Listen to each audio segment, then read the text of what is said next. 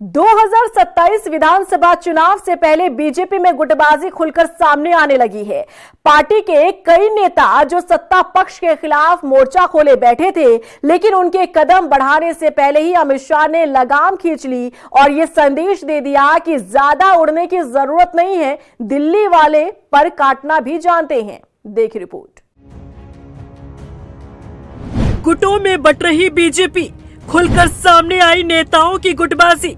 अमित शाह ने आंख दिखाई, गुटबाजों की शामत आई। 2027 विधानसभा चुनाव से पहले बीजेपी कई गुटों में बढ़ती दिख रही है।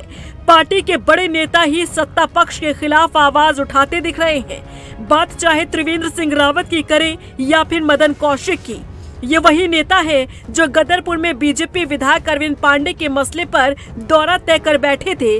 लेकिन एक तरफ इन बड़े नेताओं का गदरपुर दौरा तो दूसरी तरफ उत्तराखंड में अमित शाह का कार्यक्रम। और नेताओं की गदरपुर में गदर मचाने की खबर जैसे ही अमित शाह को लगी तो उन्होंने इन नेताओं को टाइट कर दिया। दिल्ली हाईकमान किसी भी सूरत में बीजेपी के भीतर चल रही गुटबाजी को सार्वजनिक होने नहीं देना चाहता। यही कारण रहा कि ऐन मौके पहले ही इन बड़े नेताओं का गदरपुर दौरा रद्द कर दिया गया। अब आप समझिए कि उत्तराखंड बीजेपी के भीतर गुटबाजी का नया दौर जो शुरू हुआ है। गदरपुर विधायक अरविंद पांडे के समर्थन में पार्टी के वरिष्ठ नेताओं का खड़ा होना अब सिर्फ राजनीतिक झगड़ा नहीं बल्कि नैतिक और कानूनी विवाद बनता जा रहा है। ऐसा लग रहा है जैसे सरकार और ये नेता आमने सामने आ गए हैं। अब इसे अपने ही सरकार के खिलाफ इन नेताओं की नाराजगी कहें या फिर घुटन, क्योंकि गाहे बगाहे इन नेताओं के बयान सरकार को असहज कर जाते हैं। खास तौर पर बात यदि पूर्व मुख्यमंत्री और हरिद्वार से मौजूदा सांसद त्रिवेंद्र सिंह रावत की करें तो जब से उनके पास से मुख्यमंत्री की कुर्सी छीनी है तब से ही उनके तेवर सत्ता पक्ष के लिए तल्ख नजर आते रहे हैं।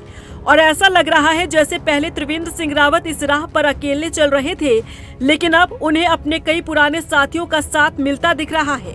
बीजेपी विधायक अरविंद पांडे और मदन कौशिक, इन दोनों का साथ त्रिवेंद्र सिंह रावत को मिलता रहा सरकार को असहज करने के लिए।